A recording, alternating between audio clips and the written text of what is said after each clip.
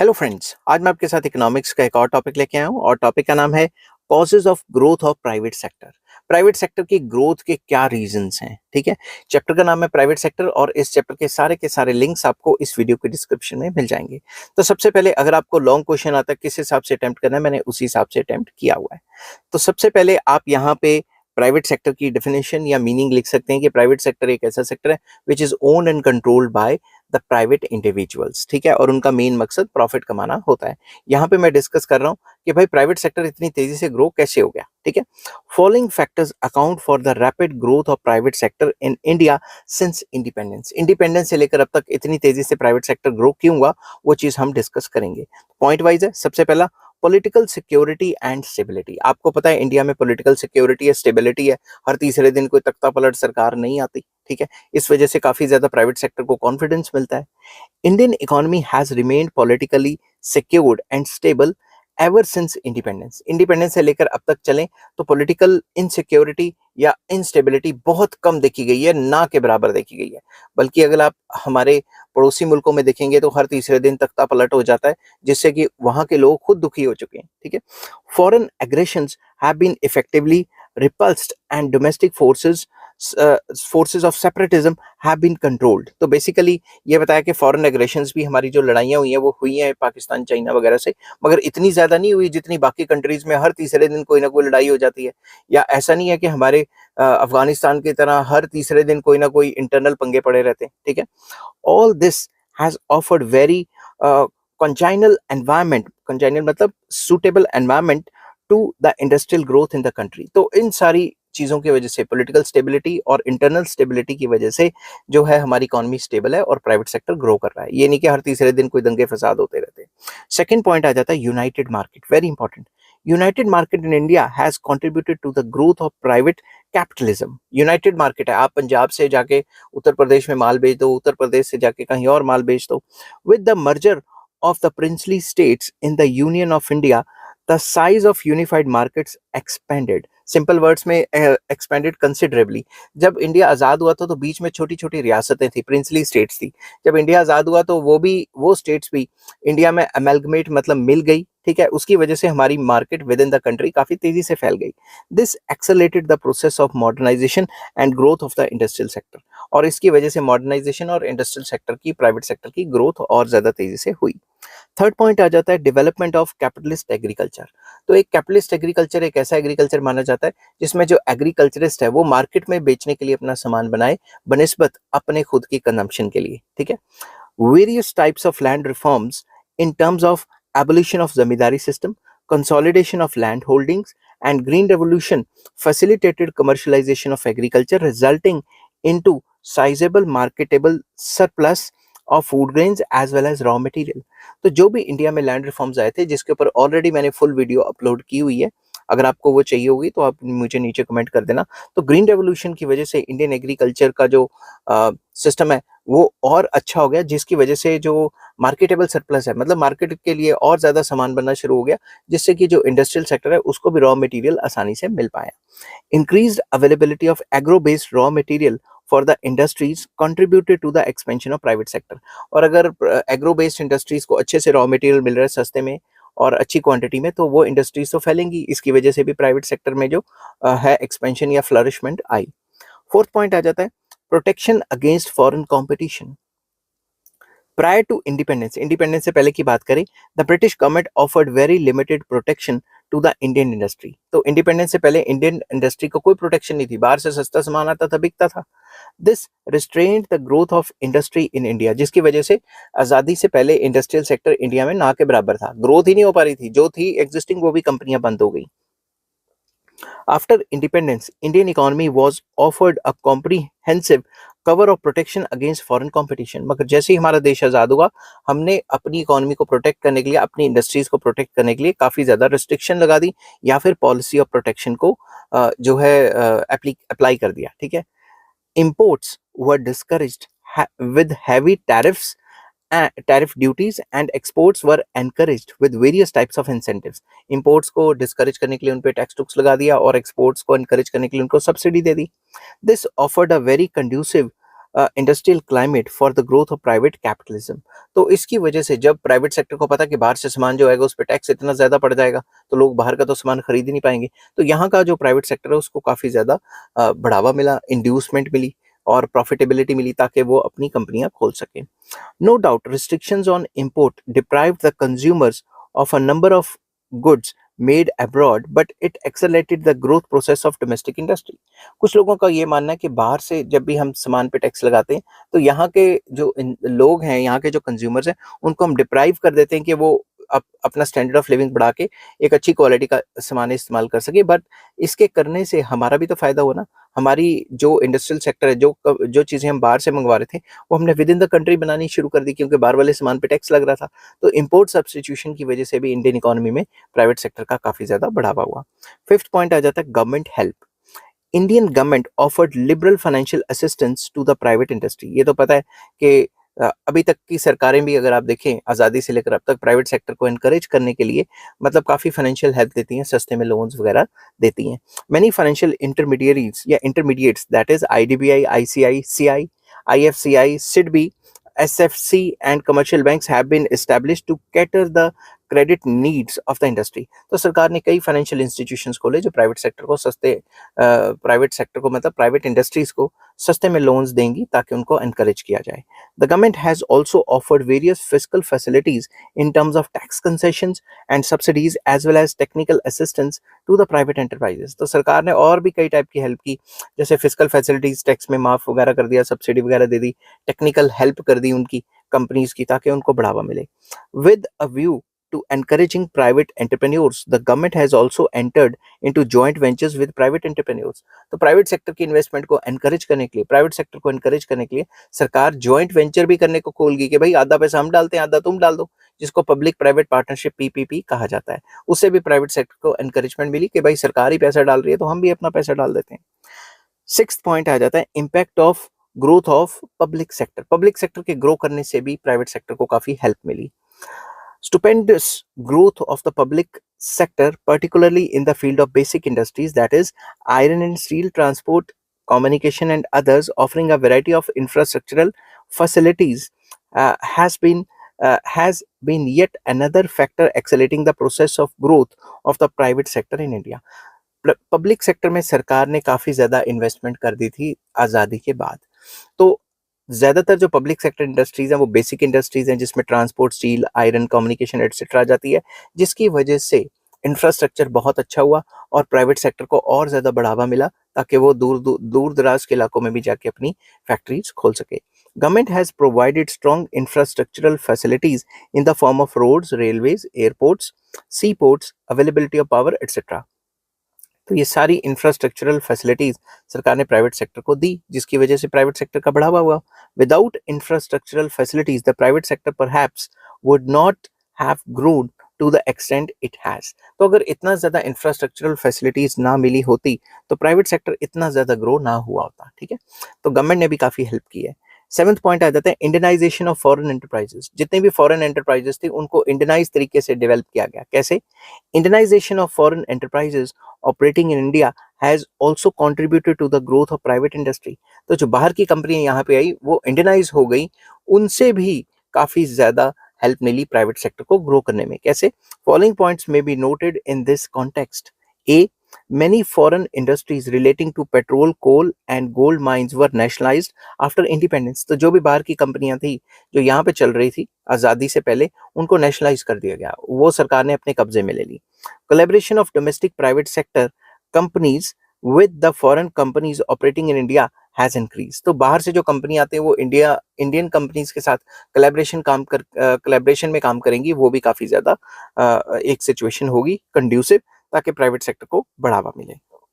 Indians are appointed at the top managerial cadres of the foreign companies in India.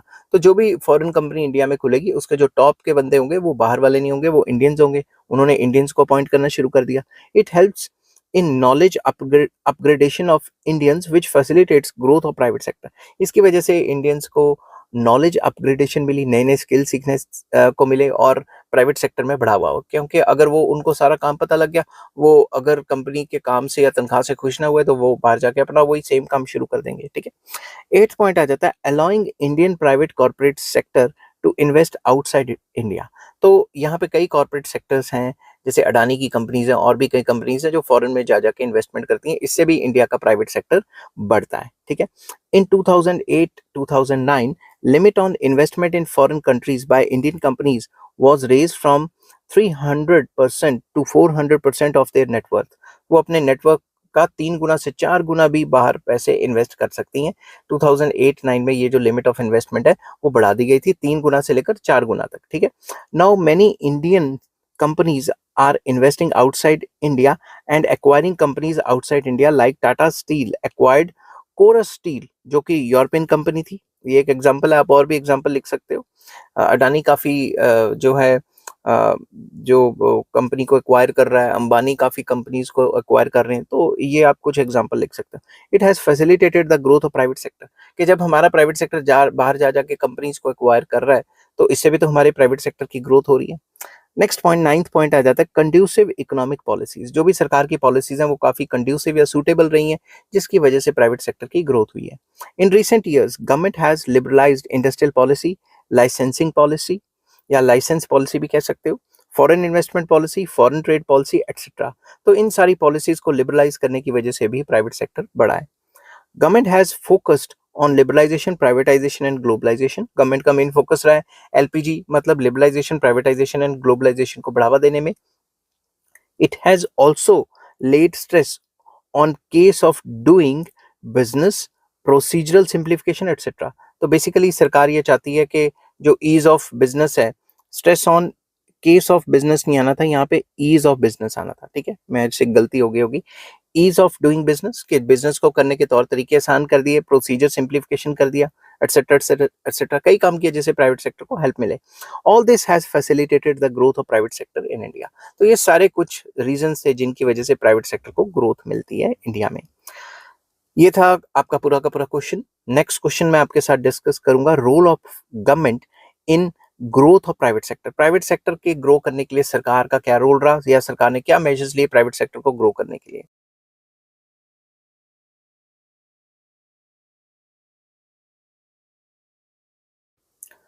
Hello friends, आज मैं आपके साथ economics का एक और टॉपिक लेके आया हूँ और टॉपिक का नाम है role of government in growth of private sector. Private sector की ग्रोथ के लिए सरकार का क्या रोल है, क्या किस तरीके से सरकार की वजह से प्राइवेट सेक्टर बढ़ा, इस क्वेश्चन में हम ये डिस्कस करेंगे। या फिर इसको ऐसे भी लिया जा सकता है, measures taken by government to improve private sector, कि प्राइवेट सेक्टर को इम्प्रूव करने में या प्राइवेट सेक्टर को ग्रो करने में सरकार का क्या रोल है। ये लॉन्ग क्वेश्चन है और मैंने उसी हिसाब से अटेम्प्ट किया हुआ है। ठीक है, शुरू करने से पहले बता दूं कि चैप्टर का नाम है प्राइवेट सेक्टर और इस चैप्टर के सारे लिंक्स आपको इस वीडियो के डिस्क्रिप्शन में मिल जाएंगे। तो चलिए शुरू करते हैं। थोड़ा सा सॉरी, आपको पता है कि जब भी आपने कोई क्वेश्चन लॉन्ग क्वेश्चन अटेम्प्ट करना है तो थोड़ा सा इंट्रोडक्शन लिखना है, तो वही इंट्रोडक्शन मैंने लिखा हुआ है। After independence government adopted the system of mixed economy. तो देश की आज़ादी के बाद सरकार ने मिक्स्ड इकोनॉमिक सिस्टम को जो है अडॉप्ट किया था, जिसमें कि मिक्स्ड इकोनॉमिक सिस्टम एक ऐसा सिस्टम है जिसमें प्राइवेट सेक्टर भी होगा और पब्लिक सेक्टर भी होगा। In mixed economy both private sector and public sector are given due importance. दोनों सेक्टर्स को काफी इंपॉर्टेंस दी जाएगी। In India, government has been encouraging private sector to promote the rate of economic development of nation। तो India में फिलहाल आजकल का जो ट्रेंड चल रहा है वो है कि प्राइवेट सेक्टर को प्रमोट करो ताकि ग्रोथ एंड डेवलपमेंट ज्यादा हो। मतलब इकोनॉमिक ग्रोथ की स्पीड तो तभी बढ़ेगी जब प्राइवेट सेक्टर जो है उसकी एफिशिएंसी बढ़ेगी और प्रॉफिटेबिलिटी बढ़ेगी। Following are the main steps taken by the government to promote private sector. Private sector को प्रमोट करने के लिए सरकार ने क्या क्या किया वो मैंने पॉइंट वाइज एक्सप्लेन किया हुआ है। फर्स्ट पॉइंट आ जाता है फाइनेंशियल असिस्टेंस, फाइनेंशियल हेल्प, पैसे की हेल्प की। ऐसे इंस्टीट्यूशन खोले जो लोन्स देंगे प्राइवेट सेक्टर को। Government has set up various banks and financial institutions to cater the credit needs of the private sector entrepreneurs। तो जो प्राइवेट सेक्टर है उसकी जो उधार की जो जरूरत है उसको पूरा करने के लिए सरकार ने कई फाइनेंशियल इंस्टीट्यूशंस एंड बैंक्स खोले। These banks and financial institutions provide loans to private sector. ये लोन्स देते हैं सस्ते रेट ऑफ इंटरेस्ट पे जो प्राइवेट इंस्टीट्यूशंस हैं उनको। ठीक है, द मेन फाइनेंशियल इंस्टीट्यूशंस और banks are industrial finance corporation of India, जिसको IFCI कहते हैं, national bank for agriculture and rural development, जिसको नाबार्ड कहा जाता है। नाबार्ड भी तो एग्रीकल्चर सेक्टर में लोन ही प्रोवाइड कराता है ना कुछ इंस्टीट्यूशंस को, वो इंस्टीट्यूशंस आगे जो प्राइवेट सेक्टर जो एग्रीकल्चर है या फिर अलाइड एक्टिविटीज है उनके लिए लोन प्रोवाइड कराते हैं। Small industries development bank of India, जिसको सिडबी कहा जाता है। एक्सपोर्ट इंपोर्ट बैंक, जिसको एग्जिम बैंक भी कहा जाता है। और public sector banks and cooperative banks खोले जो कि प्राइवेट सेक्टर की जो लोन्स की जो रिक्वायरमेंट है उसको पूरा करेंगे। ठीक है, सेकंड पॉइंट आ जाता है increase in areas for private sector. Private sector के लिए एरिया खोल दिए गए। कैसे? Now government has allowed private sector to set up industries even in those areas which were earlier reserved for public sector। सरकार ने कहा वो काम जो पहले पब्लिक सेक्टर करती थी सिर्फ और सिर्फ, उसको भी हम प्राइवेट सेक्टर के लिए खोलते हैं ताकि प्राइवेट सेक्टर के लिए एरिया ज्यादा हो जाए और वो अपनी ज्यादा से ज्यादा कंपनीज खोलें।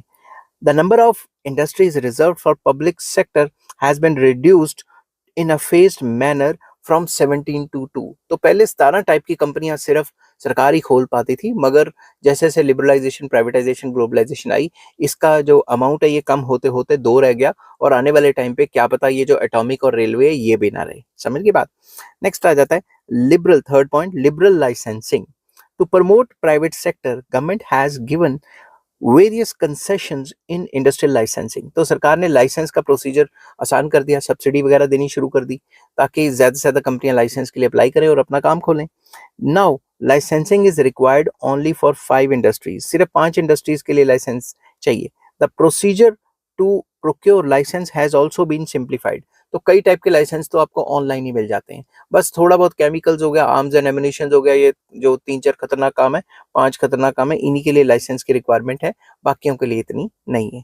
बाकियों के लिए आपको आसानी से मिल जाता है। फोर्थ पॉइंट आ जाता है repeal of MRTP act. MRTP act होता है monopolies and restrictive trade practices. Monopolies and Restrictive Trade Practices Act was a great hurdle in the growth, expansion and merger of big private industrial houses। तो ये जो MRTP act था ये बड़ी बड़ी कंपनियों के लिए काफी रुकावट बन रहा था, क्योंकि अगर सरकार को शक होता था कि ये कंपनी अपनी मोनोपोली बनाने की कोशिश कर रही है या मार्केट को मैनिपुलेट करने की कोशिश कर रही है तो सरकार उसके ऊपर MRTP एक्ट लगा देती थी। ठीक है, अब इससे क्या हुआ, इन द ईयर 2002 गवर्नमेंट रीअपील्ड और revoked MRTP act and replaced it with liberal legislation named Competition Act 2002। तो सरकार उसकी जगह Competition Act 2002 ले आई और वो काफी ज्यादा लिबरल था, तो इतना ज्यादा प्राइवेट सेक्टर की वर्किंग में इंटरफेरेंस नहीं थी। ठीक है, नेक्स्ट आ जाता है fifth point, liberal import of capital goods and technology. अब सरकार ने परमिशन दी प्राइवेट सेक्टर को कि बाहर से मशीनें वगैरह मंगाओ या टेक्नोलॉजी मंगाओ। पहले ये काफी ज्यादा मुश्किल था, 1991 के बाद काफी आसान हो गया। Government has liberalised the import of capital goods and technology. अब सरकार अलाउ करती है कि बाहर से मंगवा लो ये चीजें। It has benefited the private industrialist. इससे प्राइवेट इंडस्ट्रियलिस्ट को काफी ज्यादा फायदा हुआ। They can now easily import modern technology, बाहर से वो मॉडर्न टेक्नोलॉजी खरीद सकते हैं। It has improve there efficiency and productivity. तो जब बाहर से मॉडर्न टेक्नोलॉजी आएगी तो उनकी एफिशिएंसी, प्रोडक्टिविटी बढ़ेगी, जिसकी वजह से उनके प्रॉफिट्स बढ़ेंगे। प्रॉफिट्स बढ़ेंगे तो और ज्यादा कंपनीज आएंगी। Liberal inflow of foreign funds. पहले फॉरेन फंड्स के यहाँ आने में भी 100 टेंशनें होती थी, मगर LPG के बाद काफी ज्यादा जो है सिनेरियो चेंज हो गया। अब बाहर से फंड्स लाने काफी आसान रहते हैं। Government has allowed liberal inflow of foreign funds. अब बाहर से फंड्स आ सकते हैं किसी भी कंपनी में। In some cases government has allowed even 100% of foreign equity participation. कुछ केसेस में तो सरकार ने कह दिया कि बाहर से पूरी की कंपनी, ये फलां टाइप की कंपनियों में 100% इन्वेस्टमेंट फॉरेन एंटिटीज की हो सकती है। It has enabled private sector to raise funds even from foreign countries. तो अब हमारा प्राइवेट सेक्टर फॉरेन कंट्री से भी जो है फंड्स को अवेल कर सकता है। ठीक है, इससे भी प्राइवेट सेक्टर को बढ़ावा मिलता है। सेवेंथ पॉइंट आ जाता है support to small scale industries. सरकार ने स्मॉल स्केल इंडस्ट्रीज को एनकरेज करने के लिए काफी सपोर्ट की है। Small scale industries have been given various concessions like concessional loans, technical assistance, tax concessions etcetera. तो सरकार इनको सस्ते रेटों पे लोन भी दे देती है, टेक्निकल हेल्प कर देती है, या फिर कंसेशन दे देती है टैक्स के अंदर, टैक्स हॉलिडे दे देती है कि इतने साल के लिए तुम्हारा टैक्स माफ। Moreover some areas were earlier exclusively reserved for small scale units. तो पुराने टाइम में जब सरकार ने 1991 से पहले देखें तो कुछ एरिया सिर्फ स्मॉल सेक्टर के लिए ही रिजर्व किए गए थे, जो कि अब ऐसा कुछ नहीं है, जिसने जो बनाना है वो बना सकता है। It benefited small scale units of private sector. उसकी वजह से स्मॉल स्केल को भी काफी बेनिफिट हुआ। तो सरकार ने पुराने ज़माने मतलब 1991 से पहले कुछ एरियाज़ रिज़र्व किए थे कि ये काम सिर्फ़ स्मॉल सेक्टर ही करेगा, बट आजकल तो सब कुछ खोल दिया है। तो कह सकते हैं कि स्मॉल स्केल सेक्टर को एनकरेज करने के लिए सरकार लोन्स देता है, सब्सिडीज़ देता है और टैक्स माफ़ कर देता है, ऐसी-ऐसी चीज़ें करता है। सस्ते में ज़मीन दे देता है वगैरह-वगैरह। 8th पॉइंट आ जाता है प्रोटेक्शन फ्रॉम फॉरेन कॉम्पिटिशन। बाहर से जो सामान आ रहा है उस पे टैक्स-टूक्स लगाती है सरकार। Till 1991 government protected private sector from foreign competition by imposing import duties and higher rates, import duties at higher rates. तो बाहर से जो सामान आता था उस पे काफी तगड़ा टैक्स लगाती थी। It benefited the domestic units as at that time their products were not in a position to face free competition with the imported products. उस टाइम पे तो काफ़ी ज़्यादा प्राइवेट सेक्टर को फ़ायदा हुआ, डोमेस्टिक कंपनियों को फ़ायदा हुआ, क्योंकि उस टाइम पे हमारी कंपनियां ऐसी क्वालिटी का सामान नहीं बना रही थी कि हम डायरेक्टली फॉरेन एंटिटीज़ के साथ टक्कर ले सकें। But now with the growth of private sector protection from foreign competition has been withdrawn in many areas. तो कई एरियाज में अब जो बाहर से जो सामान आ रहा है सरकार ने अलाउ कर दिया हुआ है, और वहाँ पे हमारी कंपनियां भी अच्छा कर रही हैं, क्योंकि वो एकदम कॉम्पीट करने के उस पे है, क्योंकि हमारी क्वालिटी का भी हमारी जो चीज़ें बना रही हैं प्राइवेट सेक्टर उसकी भी क्वालिटी अच्छी है, ठीक है। तो इसमें भी सरकार ने जो है काफ़ी ज़्यादा हेल्प की प्राइवेट सेक्टर की। नेक्स्ट आ जाता है infrastructural facilities. For facilitating the growth of private sector, government has provided basic infrastructural facility like roads, power, rail transport, warehouses, banking, insurance, telecommunication etc. अगर ये सारा इंफ्रास्ट्रक्चरल फैसिलिटी सरकार देती ना, तो कैसे काम करता प्राइवेट सेक्टर, खुद सोचो आप। The basic infrastructure has promoted the growth of private sector. तो प्राइवेट सेक्टर की ग्रोथ में जो इंफ्रास्ट्रक्चरल फैसिलिटीज जो सरकार ने दी हैं उनकी वजह से भी इनकी प्राइवेट सेक्टर की ग्रोथ हुई है। तो नेक्स्ट वीडियो मैं बनाऊंगा इंपॉर्टेंस और role of private sector in economic development. ये पूरा का पूरा क्वेश्चन जो था ये प्राइवेट सेक्टर की किस तरीके से हेल्प की सरकार ने, इसके ऊपर बेस्ड था, और चैप्टर का नाम था प्राइवेट सेक्टर, और इस चैप्टर के सारे लिंक्स आपको इस वीडियो के डिस्क्रिप्शन में मिल जाएंगे।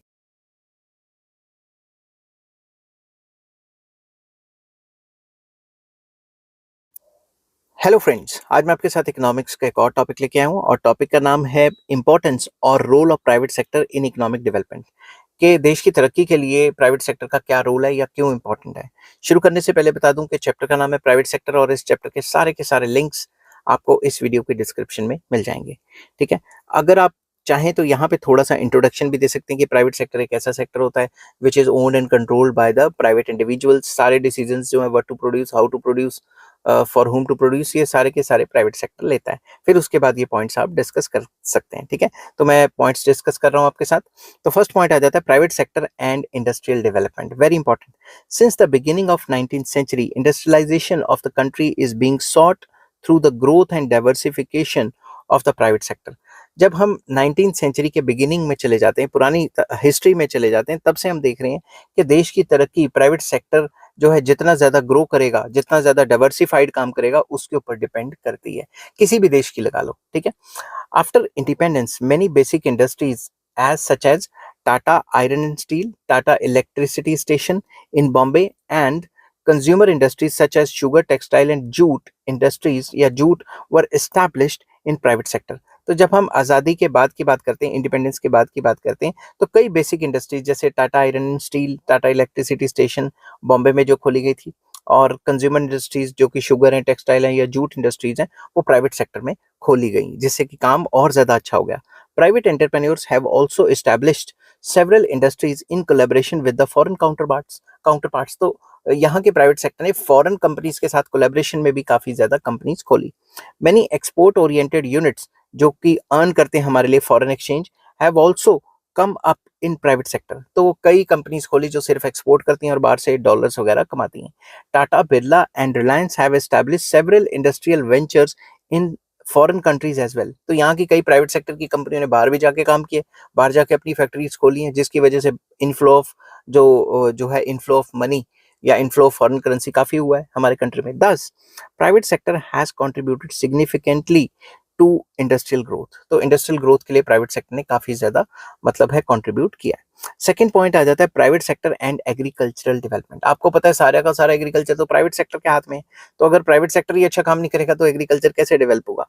Private sector in India has been dominating in the sphere of agriculture activities, including dairy farming, poultry farming, fishing etcetera etcetera. तो ये ज़्यादातर ये सारे काम कौन करता है? Private sector.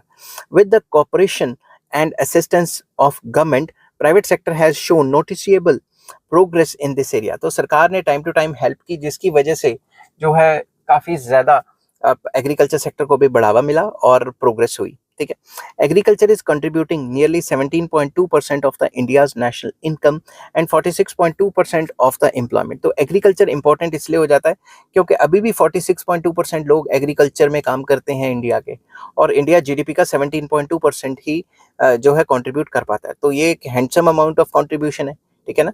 The credit of green revolution in India goes largely to the entrepreneurial spirit of the private sector. तो जो ग्रीन रेवोल्यूशन का क्रेडिट है वो बड़े बड़े फार्मर्स को जाता है, जो कि प्राइवेट सेक्टर थे। उन्होंने जो है मॉडर्न जो मेजर्स हैं या मॉडर्न मेथड्स हैं उनको फॉलो किया और क्रॉप की प्रोडक्शन को मल्टीपल टाइम्स बढ़ा दिया। Because of this India has become self sufficient in food grains production. तो एग्रीकल्चर को बढ़ावा देने की वजह से ही, एग्रीकल्चर इतना ज़्यादा बढ़ने की वजह से ही जो फूड ग्रेन्स है उनकी प्रोडक्शन इतनी ज़्यादा हो गई कि अब हम सेल्फ सफिशिएंट है। अब हमें किसी फॉरेन कंट्री पे डिपेंड करने की ज़रूरत नहीं है कि अनाज बाहर से आएगा तो ही काम चलेगा। Private sector has also noticeably contributed towards the mechanization and modernization of Indian agriculture। तो प्राइवेट सेक्टर का काफ़ी इंपॉर्टेंट रोल भी पड़ता है, क्योंकि जो ट्रैक्टर टुकटर मशीनें वगैरह हैं, छोटे मोटी जो मशीन्स यूज़ होती हैं वो सारा प्राइवेट सेक्टर बनाता है, तभी तो एग्रीकल्चर को मिलता है। ठीक है ना। ये सारा सामान, ट्रैक्टर वगैरह सरकार पहले बनाती थी, एचएमटी वगैरह की, वो तो कंपनियां बंद हो गई। तो अब प्राइवेट सेक्टर काफ़ी इंपॉर्टेंट रोल प्ले करता है एग्रीकल्चर की डेवलपमेंट के लिए भी। नेक्स्ट पॉइंट आ जाता है प्राइवेट सेक्टर एंड प्रोडक्टिविटी। आपको पता है प्राइवेट सेक्टर को प्रॉफिट चाहिए, वो अपनी एफिशिएंसी बढ़ाएगा तो देश की तरक्की होगी, प्रॉफिट भी कमाएगा। Private sector has achieved higher productivity levels, सरकार से तो ज्यादा ही है प्रोडक्टिविटी लेवल्स, ये सबको पता है। It has made significant contribution in gross capital formation. तो ओवरऑल जो ग्रॉस इन्वेस्टमेंट होती है पूरे देश में, उसमें भी काफी इंपॉर्टेंट रोल है, क्योंकि प्राइवेट सेक्टर ही ज्यादा परसेंटेज ऑफ इन्वेस्टमेंट कर पाता है। It has resulted in higher rate of capital investment and production. तो इससे जो है जितना प्रॉफिट कमाएगा उतना और ज़्यादा कैपिटल इन्वेस्टमेंट करेगा, उससे और ज़्यादा प्रोडक्शन बढ़ेगी। The private sector has also diversified the industrial production. इससे इंडस्ट्रियल प्रोडक्शन डाइवर्सिफाइड हो गई है, कई टाइप के गुड्स बनने शुरू हो गए हैं अब इंडिया में। It has provided a strong foundation to indigenous, मतलब डोमेस्टिक टेक्नोलॉजी को भी काफ़ी ज़्यादा बढ़ावा देता है private sector. Besides private sector has played Besides, private sector has played significant role in introducing modern technology through joint ventures and foreign collaborations। तो अपनी टेक्नोलॉजी तो है ही, अगर अपनी टेक्नोलॉजी कमजोर है तो बाहर वाली कंपनियों के साथ कोलैबोरेशन करके यहाँ पे काम खोल लेता है, जिससे जॉब्स वगैरह मिलती हैं और प्रोडक्टिविटी बढ़ती है, प्रॉफिट बढ़ता है। All this has promoted productivity in are industrial sector. इस सब की वजह से इंडस्ट्रियल सेक्टर में प्रोडक्टिविटी या एफिशिएंसी बढ़ती है, जिससे प्रॉफिटेबिलिटी बढ़ती है, देश तरक्की करता है। फोर्थ पॉइंट आ जाता है private sector and small scale industries. Industrial policy of the Government of India entrusts the growth and development of small scale industries to the private sector। तो बेसिकली प्राइवेट सेक्टर में ही small scale industries होती हैं। सरकार ने कभी भी कोई company खोलनी है तो छोटी तो खोलेगी नहीं, तो इंडस्ट्रियल पॉलिसी सरकार ने इस हिसाब से बनाई है ताकि स्मॉल स्केल इंडस्ट्रीज की ग्रोथ एंड डेवलपमेंट हो। Sufficient progress has been recorded by the private sector in this area with cooperation and assistance of the financial intermediaries offering liberal credit to the small scale industries। तो simple words में सरकार ने कई financial institution खोले जो small scale sector को सस्ते रेटों पे लोन्स देते हैं।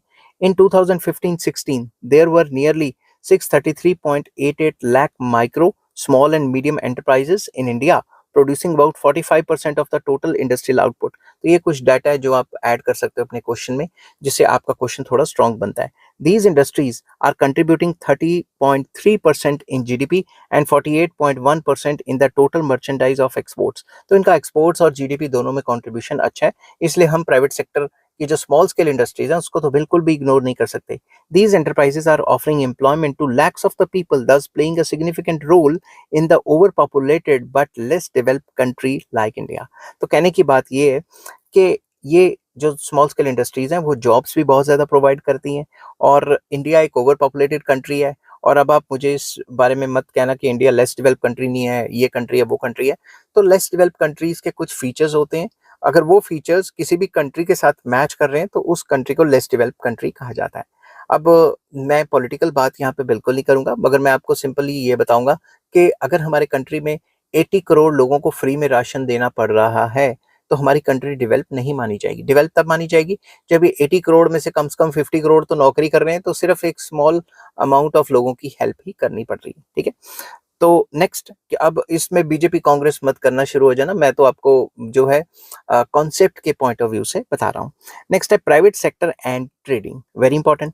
Private sector has always shown its edge over the public sector in the context of trading activity। Trading, खरीदना बेचना कौन करता है ज्यादा? प्राइवेट सेक्टर करता है। सरकार जब करती है तो वो प्रॉफिटेबल नहीं रहता। The bulk of the India's domestic as well as foreign trade is being done by the private sector. तो ट्रेडिंग के एरिया में भी प्राइवेट सेक्टर का काफी इंपॉर्टेंट रोल है। सिक्स पॉइंट आ जाता है rate of profitability, very important. The experience shows that the private sector is more efficient than the public sector. ये सबको पता है कि भाई सरकारी सेक्टर इतना एफिशिएंटली काम नहीं कर पाता, प्राइवेट सेक्टर कर पाता है। It is generating on an average 9.5% profit against the average of 5.5% in the public sector. तो इसकी जो प्रॉफिट की परसेंटेज है पब्लिक सेक्टर के कंपैरिजन में वो भी तकरीबन डबल से थोड़ी सी कम है, कई केसेस में, कई कंपनीज में तो डबल ट्रिपल होगी। दस private sector is generating more surplus which is vital for growth process. तो प्राइवेट सेक्टर ज्यादा प्रॉफिटेबिलिटी जनरेट कर पा रहा है और उस प्रॉफिट्स को फिर से इन्वेस्ट करेगा तो देश तो तरक्की करेगा ही। Next point, contribution to national income, very important. Private sector occupies a significant status in the Indian economy, काफी इंपॉर्टेंट रोल प्ले करता है। It is generating nearly 79.6% of GDP as compare to 20.4% share of public sector. तो public sector का जो share है वो GDP में काफी कम है और प्राइवेट सेक्टर का जो शेयर है वो तकरीबन 80% को टच करने लगा है। तो जितना ज्यादा बढ़ेगा उतना प्राइवेट सेक्टर की एफिशिएंसी बढ़ेगी, प्रॉफिटेबिलिटी बढ़ेगी और वो ज्यादा से ज्यादा इन्वेस्टमेंट करेंगे। Major earner of foreign exchange, very important. Private sector is the major earner of the foreign exchange. ज्यादातर कमाई जो बाहर से फॉरेन करेंसी में होती है वो प्राइवेट सेक्टर ही करता है। It has been exporting readymade garments, precious gems, stones, ornaments, engineering goods, leather goods, handicrafts, etc. etc. तो ये सारी चीजें बाहर एक्सपोर्ट करता है जिससे अच्छा खासा फॉरेन एक्सचेंज कमाता है प्राइवेट सेक्टर। तो ये सारे पॉइंट्स थे जो शो करते हैं कि प्राइवेट सेक्टर हमारे लिए कितना इंपॉर्टेंट है।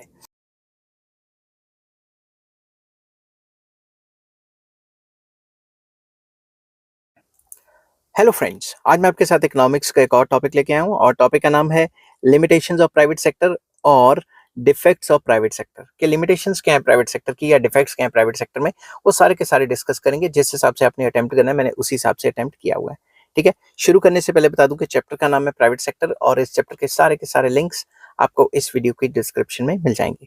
शुरुआत में आपने यहाँ पे इंट्रोडक्शन लिखना है कि प्राइवेट सेक्टर होता क्या है, जो कि मैं पिछली वीडियोस में भी बता चुका हूँ कि प्राइवेट सेक्टर एक ऐसा सेक्टर है जिसमें all the resources are owned and controlled by private sector और प्राइवेट सेक्टर ही डिसाइड करता है what to produce, how to produce, for whom to produce, ठीक है। ये सारे इकोनॉमिक डिसीजंस प्राइवेट सेक्टर लेता है, ठीक है। तो अब मैं पॉइंट वाइज बताऊंगा कि प्राइवेट सेक्टर के अंदर डिफेक्ट्स क्या है या लिमिटेशंस क्या है। सबसे पहला, priority to the production of non essential goods. वो गुड्स बनाएगा जिसमें उसको प्रॉफिट हो रहा है, वो ये नहीं देखेगा कि देश को क्या चाहिए। Private sector works only for profit motive. Private sector सिर्फ प्रॉफिट के लिए काम करता है। Only such commodities are produced by private sector as generate maximum profits. वो सिर्फ वही काम करेगा जिसमें उसको खुद का प्रॉफिट दिख रहा है, वो नहीं देखेगा देश को ये चाहिए वो चाहिए। Poor country like India can not afford any misuse of scarce resources. तो हमारी कंट्री जो कि काफी गरीब है, गरीब के पर कैपिटा इनकम की टर्म्स में, ठीक है, काफी गरीब मानी जाती है इनइक्वालिटी की टर्म्स में, तो जितने भी देश के रिसोर्सेज हैं वो सारे ऐसी चीजों को बनाने में लगा देगा जो मेजोरिटी ऑफ पॉपुलेशन नहीं कंज्यूम करती, ठीक है। In the private sector investment is diverted towards channels of secondary importance yielding high profits but low social welfare। तो ज्यादातर इन्वेस्टमेंट्स उस चैनल में या फिर उस सेक्टर में चली जाती हैं, उस चीजों को प्रोड्यूस करने में लग जाती हैं जो हाई प्रॉफिट्स जनरेट करते हैं, मगर अगर सोशल वेलफेयर के तौर पे देखा जाए तो उन गुड्स से इतना ज्यादा सोशल वेलफेयर नहीं होती। Goods demanded by rich section of the society attract more investment such as as such goods have higher profit margin than those demanded by the poor section of the society। तो ज्यादातर private sector वो चीजें बनाता है जो rich people consume करते हैं क्योंकि उनके पास पैसा है, वो पैसा दे सकते हैं, उनमें प्रॉफिट मार्जिन ज्यादा होता है। वो चीजें बनती नहीं है या बहुत कम बनती हैं जिसमें कि प्रॉफिट मार्जिन कम होता है और जो चीजें पुअर कंज्यूम करते हैं, ठीक है। तो पहला पॉइंट कि ये ऐसी चीजें बनाता है जो नॉन एसेंशियल है ज्यादातर, ठीक है, और ये जो मतलब वेलफेयर का कॉन्सेप्ट नहीं करता, इसका मेन जो मकसद है वो प्रॉफिट कमाना ही है। नेक्स्ट पॉइंट आ जाता है encouragement to concentration of economic power and monopolistic trends. तो जहां जहां प्राइवेट सेक्टर हुआ है वहां एंड में आके एक्सट्रीम कैपिटलिज्म जब चली जाती है तो मोनोपोलिस्टिक सिचुएशन हो जाती है, मोनोपोली आ जाती है, एक ही कंपनी बाकी सारी कंपनियों को एक्वायर कर लेती है। तो अब आपको ये देखना है कि इंडियन इकोनॉमी में कुछ ऐसी कंपनियां हैं कि जो बाकी कंपनियों को लगातार एक्वायर पे एक्वायर करी जा रही हैं ताकि उनकी मोनोपोली बन जाए। ये मैं आपके ऊपर छोड़ता हूँ। Private sector has encouraged the concentration of economic power with trends towards the growth of monopolies। तो प्राइवेट सेक्टर जैसे जैसे बढ़ता रहता है वैसे वैसे कॉन्सेंट्रेशन ऑफ पावर या कॉन्सेंट्रेशन ऑफ मनी कुछ हैंड्स में बढ़ता रहता है, जिसकी वजह से एंड में जाके उनकी मोनोपोलीज आ जाती हैं। ठीक है, because of various government controls and restrictions only big enterprises succeed in getting licences. क्योंकि सरकार ने इतने ज़्यादा रिस्ट्रिक्शन एंड लाइसेंसेस और कंट्रोल्स लगाए होते हैं कि वो फलां फलां काम सिर्फ बड़ी कंपनियां ही अफोर्ड कर सकती हैं, छोटी मोटी कंपनियां उस काम या उस बिजनेस में नहीं आ सकती। दस the bulk of the industrial units become the monopoly of only a handful of industrial houses. इसलिए जो बड़ी बड़ी इंडस्ट्रीज हैं वो सिर्फ कुछ जो बड़े बड़े टाइप के प्राइवेट काम है वो सिर्फ कुछ इंडस्ट्रियल हाउसेस के पास ही रह जाते हैं, सब वो काम नहीं कर पाते। Small industrialists invariably get competed out of the market. तो जो छोटे छोटे इंडस्ट्रियल हाउसेज हैं उनको बड़ी कंपनियां कंपटीशन देती हैं और उनकी छुट्टी कर देती हैं, अगर छुट्टी नहीं कर पा रही तो उन कंपनीज को खरीद लेती हैं। Big industrialists succeed in influencing the government policies to suit their needs adding to their monopolistic growth. तो बड़ी बड़ी जो इंडस्ट्रियल हाउसेज होते हैं वो सरकार को रिश्वतें खिला के उनको इन्फ्लुएंस करके पॉलिसीज अपने हिसाब से बना लेते हैं, जिसकी वजह से उन्हीं की कंपनी ग्रो करती है, उन्हीं के प्रॉफिट ग्रो करते हैं। Thus, distribution of income and wealth become highly unequal and against the poor masses। तो इससे इनइक्वालिटीज बहुत ज्यादा फैलती हैं, कुछ सेक्शन ऑफ द सोसाइटी के पास जो है बहुत ज्यादा पैसा इकट्ठा हो जाता है और बाकी सारे गरीब रह जाते हैं। ठीक है, नेक्स्ट थर्ड पॉइंट आ जाता है industrial disputes. Very important, industrial disputes are more common in private sector. Private sector में इंडस्ट्रियल डिस्प्यूट्स हर तीसरे दिन हड़तालें होती रहती हैं। ठीक है, have nots are in disputes with the haves as the former aim at maximizing their wages while the later aim at reducing wages for minimizing the cost of production। Strikes and lockouts are the obvious outcome। Simple words में have nots वो हैं जिनके पास कुछ नहीं है, वो हड़तालों पे बैठ जाते हैं मजदूर के हमारी तनख्वाहें बढ़ाओ। जो हैव्स वाले हैं जिनके पास है बहुत ज्यादा पैसा, इंडस्ट्रियलिस्ट, वो उनकी तनख्वाहें कम करने में लगे रहते हैं। क्यों? तनख्वाह कम इसलिए करने की सोचते हैं कि उनकी कॉस्ट ऑफ प्रोडक्शन कम होगी और उनके प्रॉफिट बढ़ेंगे, जिसकी वजह से एंड रिजल्ट ये निकलता है कि स्ट्राइक्स हो जाती हैं या लॉकआउट्स हो जाते हैं और काम बंद हो जाता है कुछ दिनों के लिए। ठीक है, it causes loss of production and man hours. तो लोग भी वेले बैठे हैं, प्रोडक्शन का लॉस होता है, जीडीपी का लॉस होता है। Compare to private sector, public sector is much less prone to industrial disputes. क्योंकि सरकारी कंपनियों में ज्यादातर तनख्वाहें अच्छी ही होती हैं, तो उसमें ऐसा नहीं है कि उसमें हड़तालें या स्ट्राइक्स वगैरह नहीं होती, सरकारी कंपनी में होती हैं, मगर कंपैरिजन में देखा जाए तो प्राइवेट सेक्टर में कम होती है। मगर आजकल के टाइम पे अगर मैं करंट सिनेरियो जब मैं वीडियो बना रहा हूँ तो प्राइवेट सेक्टर में ना के बराबर हड़ताल होती है, क्योंकि कॉन्ट्रैक्ट ही ऐसे होते हैं कि तुमने हड़तालें की तो तुम्हें उठा के बाहर फेंक देगी। तो सरकारी सेक्टर में ज्यादा हो रही है।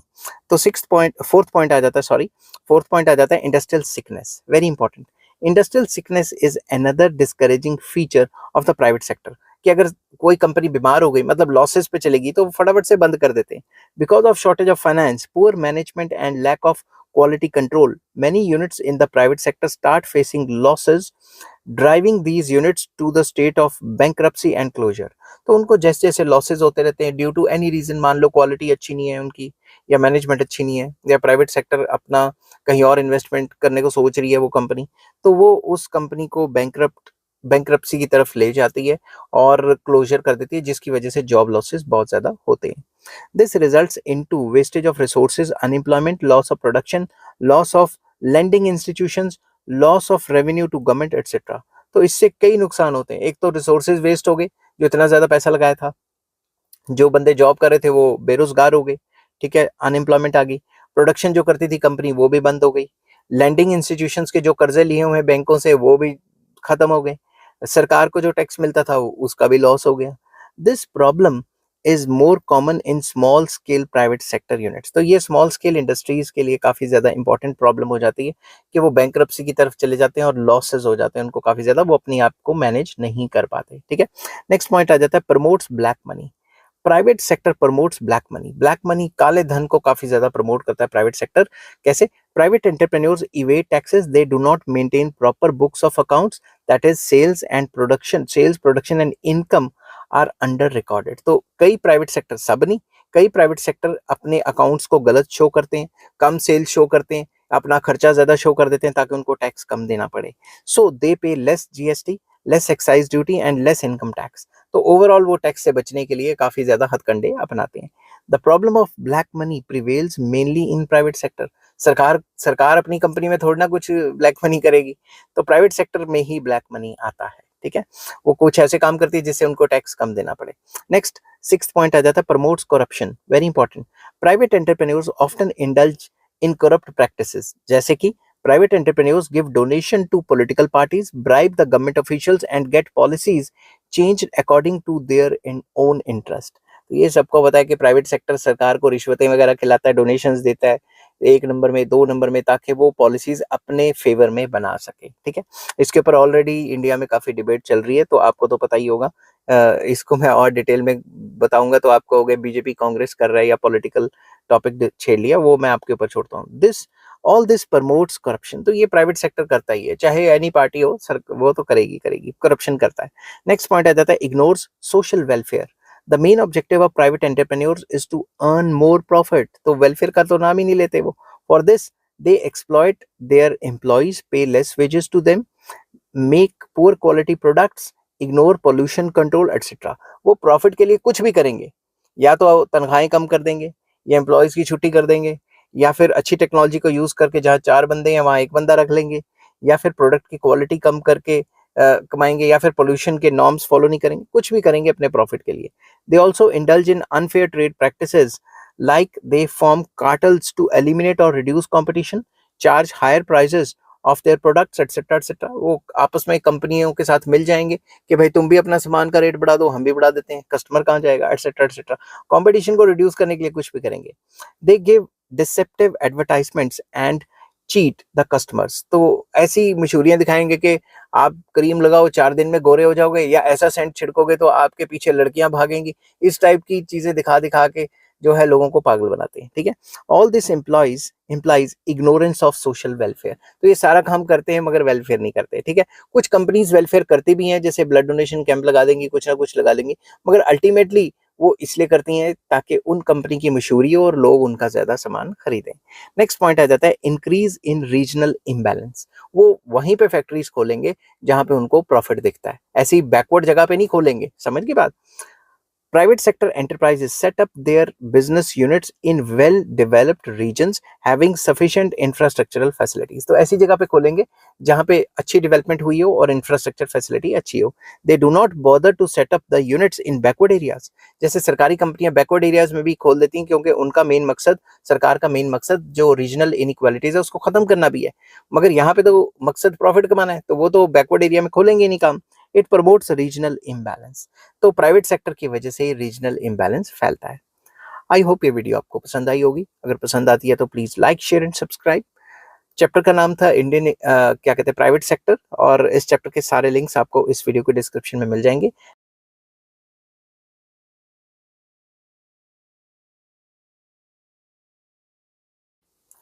हेलो फ्रेंड्स, आज मैं आपके साथ इकोनॉमिक्स का एक और टॉपिक लेके आया हूँ, और टॉपिक का नाम है problems faced by private sector.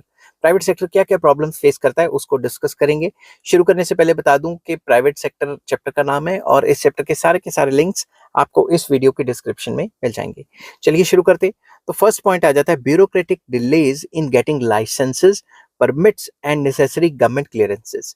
तो प्राइवेट सेक्टर को काफी ज्यादा एक रुकावट जो है फेस करनी पड़ती है, क्योंकि जो ब्यूरोक्रेसी है इंडिया में उसकी जो वर्किंग है वो अच्छी नहीं है। वो लाइसेंस देने में कहीं टांग फंसा देंगे, परमिट देने में टांग फंसा देंगे, या गवर्नमेंट की क्लियरेंसेस देने में टांग फंसा देंगे, रिश्वतखोरी कर लेंगे, कुछ ना कुछ करेंगे।